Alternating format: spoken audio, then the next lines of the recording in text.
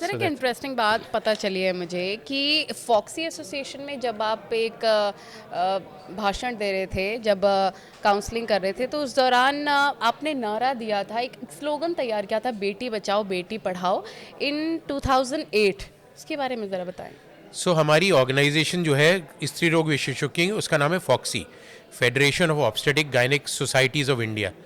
इसमें 247 शहरों में इसकी ब्रांचेज हैं और 40,000 से ऊपर मेंबर्स हैं पूरे जिसके आप इंडिया। प्रेसिडेंट भी हैं। मैं प्रेसिडेंट 2008 में था ओके। और मेरी वाइफ 2018 में थी। ओके। जब भी प्रेसिडेंट एक टेक ओवर करता है, एक वो नारा देता है अपने मेंबर्स को कि क्या करना है हमने, क्या।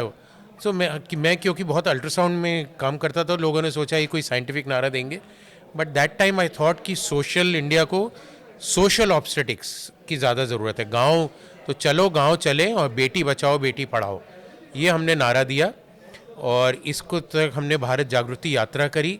सारे 30,000 लोग गायनिक्स जुड़े, घर गांव में गए जितने जा सके, एक महीने में पूरे कन्याकुमारी से श्रीनगर और एंड दिल्ली में 1 अक्टूबर। और प्रतिभा पाटिल जी ने हमें इनवाइट किया और ऑनर किया हमारी टीम को कि ये इतना अच्छा नारा दिया आपने और ये किया। तो ये नारा हमारा है।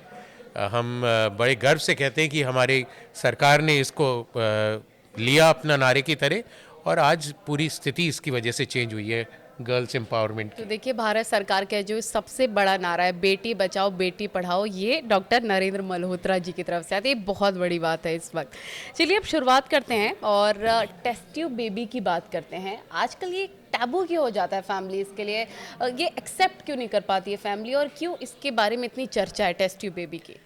अब ये थोड़ा सा कम हो गई है जो taboo, but still it is a taboo. अभी भी बहुत सारे पढ़े लिखे लोग भी कहते हैं कि ये किसी को मत बताना हमारा टेस्ट ट्यूब बेबी है, या हमने आपसे टेस्ट ट्यूब बेबी तो करा लिया, डिलीवरी हम कहीं और करेंगे क्योंकि लोग देख लेंगे कि भाई ये टेस्ट ट्यूब बेबी का। जो हमारी महिलाओं की जो प्रॉब्लम है कि भाई शादी हो और एक साल में बच्चा हो जाए, और फिर बच्चा नहीं हो रहा है, तुमको ये नहीं हो रहा है, फिर वो ताने पड़ते थे, ये पढ़ते थे।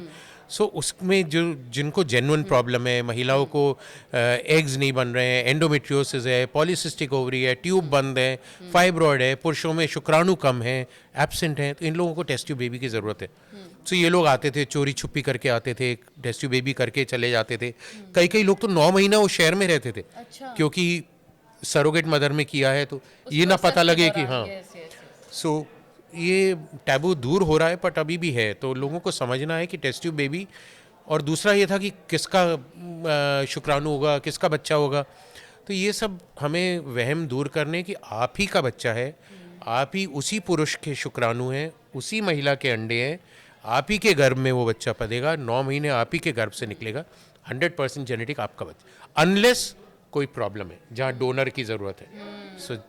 सो ये इसलिए टैबू था कि लोग सोचते थे किसी का भी डाल देंगे। स्पर्म डोनर भी आजकल बहुत आम है। स्पर्म डोनर बहुत कम है, 50% और जो बांझपन है पुरुषों की वजह से, और उसमें 0 स्पर्म वाले पुरुष 100 में से 5 या 6 हैं जिनको स्पर्म डोनर की ज़रूरत।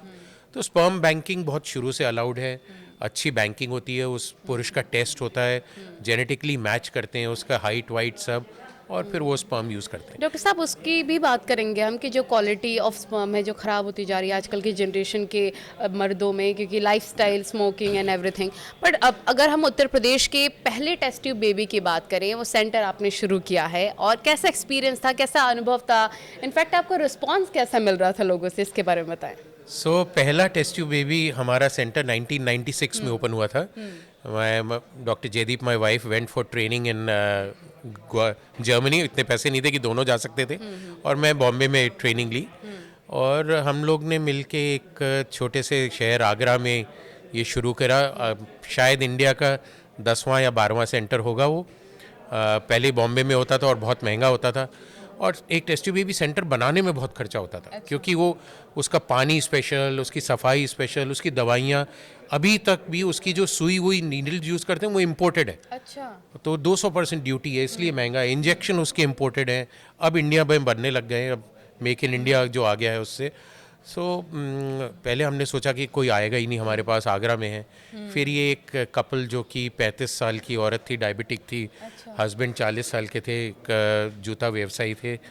दोनों अब नहीं हैं इस दुनिया में, बट वो बिना डरे आए, और पहले ट्राई में ही उनको प्रेगनेंसी ठहरी। और 1 अगस्त 1997 में उत्सव पैदा हुआ, उत्सव नाम रखा था हमने। तो हम लोग 1 अगस्त को उत्सव डे मनाते हैं। 27 जुलाई को दुनिया का पहला टेस्ट ट्यूब बेबी पैदा हुआ था, 42 साल पहले, लुई ब्राउन, इंग्लैंड में। तो उन्होंने जिन्होंने किया था उनसे भी हम लोग ने ट्रेनिंग ली हुई थी। अच्छा। सो बड़ा एक अच्छा हुआ, एक पैदा हुआ तो फिर एक बार न्यूज़ में आया कि उत्तर प्रदेश में पहला टेस्ट ट्यूब बेबी पैदा हो गया, पहला।